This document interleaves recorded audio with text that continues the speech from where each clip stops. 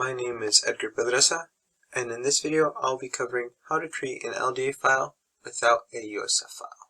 So we'll be starting off by selecting the part. So to start off by creating this LDA without a USF file, what we're going to do is we're going to open up the job program, and then we're going to come up here towards File, and then we're going to select New.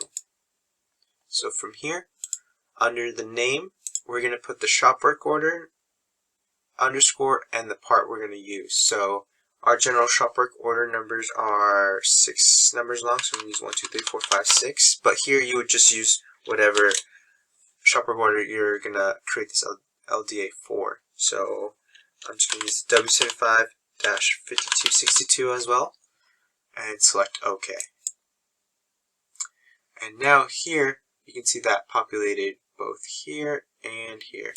But generally for a typical LDA that's brought in with a USF, this would be the job name. So I'm just going to go ahead and right click it, rename job, and then here I'm just going to type in Van's headquarters and select OK. And now that changes just this one independently from this. So now here we have several columns, of which changes are our part that we're going to be creating the LDA for. So under Siri here, that would be the system. So it's either W75, W95, anything like that. So we're going to go ahead and use the W75 since that's the part we're creating here. And then under code, you're going to go ahead and put the 5262. And under length, that would just be the general length or cut size of the part that we're going to be working on. So I'm going to just say 125 inches. And then this would be the cut on each end. So I'm just going to leave that. And the quantity, it's fine, is 1. And then under identifier, so that's where we would have the mark number of this vertical. So we would want to keep the same mark number nomenclature that we have for each part.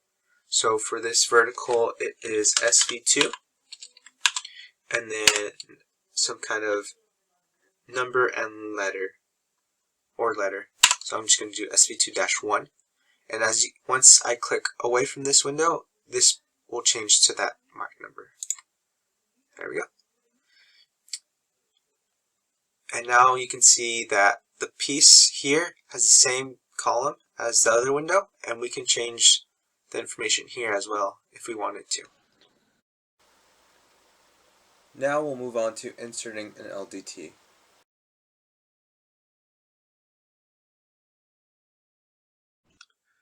So now that we have all the basic information for the part we want to create the LDA for, we're going to start off by inserting an LDT.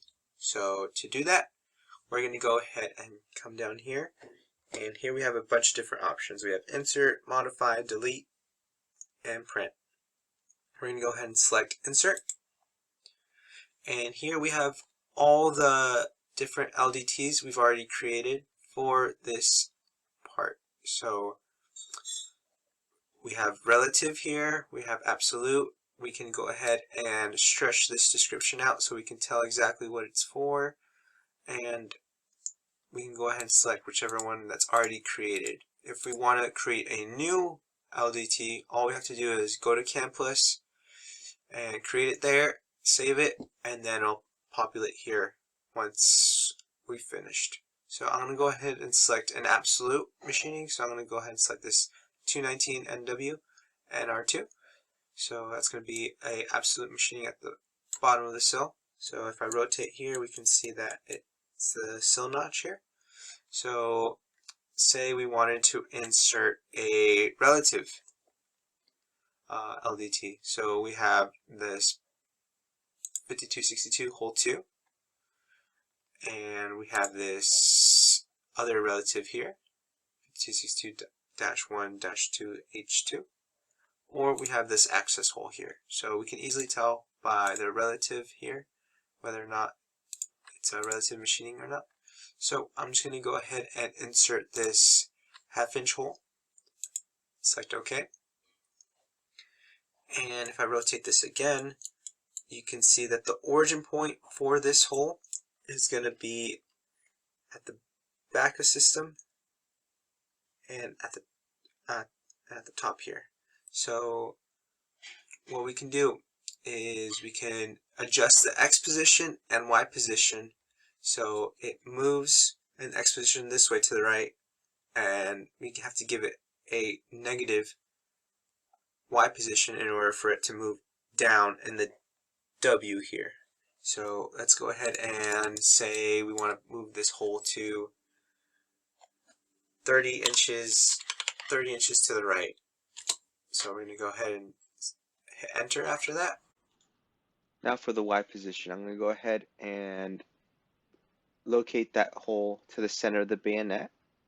So to do that, what I'm going to do is open up CAD and then open up a CAD file for that WSN 55262, and then I'm going to dimension it from the back here to the center of the bayonet. So let's go ahead and type in DL, and then I'm going to select the back, and then I'm going to select the midpoint,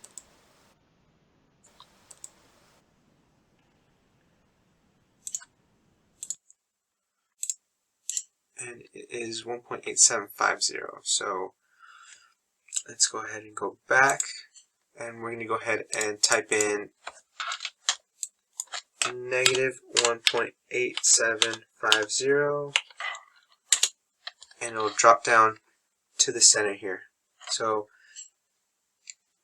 say that's where we wanted to place that hole and we wanted to take a better look at it. What I'm going to go ahead and do is go back to the part here. I'm going to select this here, and this will give us a better control of where and how to rotate this part.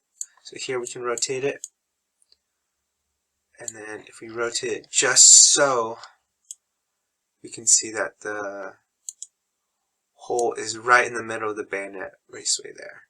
So now to go back, all we have to do is just hit this fastener button there, and it takes us back to this regular page that we are at. So we can go ahead and add additional LDTs if you wanted to, but this is all I'm going to add for this part. Now we're going to go into modifying the LDT.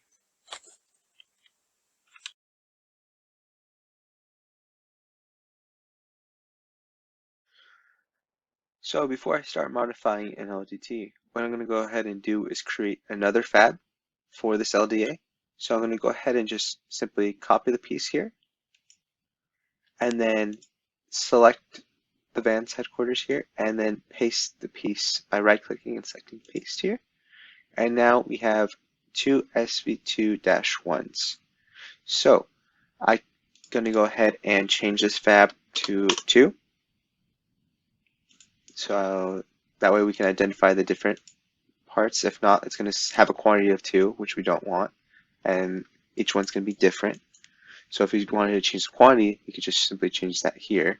But I'm going to go ahead and modify this SV2-2 to change the whole location for this relative machining. So I'm going to go ahead and select now the LDT I want to modify, and I'm going to go down here to modify. And this brings us to this page here. And we can also get here just by clicking the LDT here. So we can change this X position or this Y position. I'm going to go ahead and change this X position, but let me first rotate this model here so we can see the change. So I'm going to change this to 60 inches instead of 30. So as you can see, this jumped to 60 now from the origin point back here. So I can just simply go back by clicking here on this mark number, and then we can see the change here, 60 inches. And then this one still stayed at 30. So if I wanted to change this LDT now, as you can see, there isn't really an option to make any changes to this absolute machining. So for any absolute machining, what I recommend you do is go ahead and go to Campus, open up this LDT, and make the modifications there. And then save it and re-import it. But be aware, if you make any changes to an LDT in Campus, that could possibly be used on any future jobs. So just be aware of that. Or simply create a new LDT for the machine you want to modify. So this is how to modify an LDT. Now we'll go ahead and talk about deleting LDTs.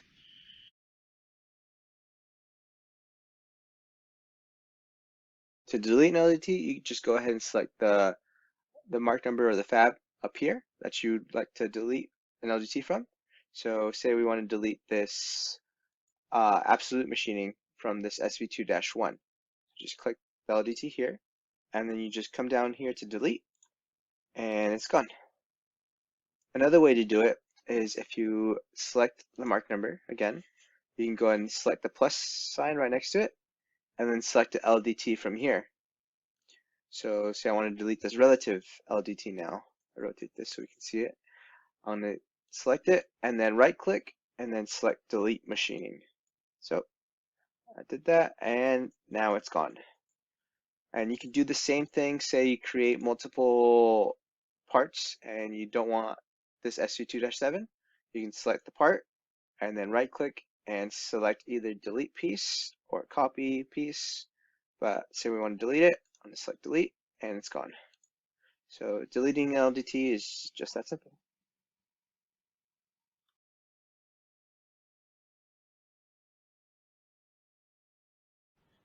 So now that we're ready to create this LDA and we've added all our LDTs and modified any and deleted any that aren't required, to begin to create the LDA, what we're going to do is come up to Tools up above here, select Options, and we're going to double check that this parameters box is not checked.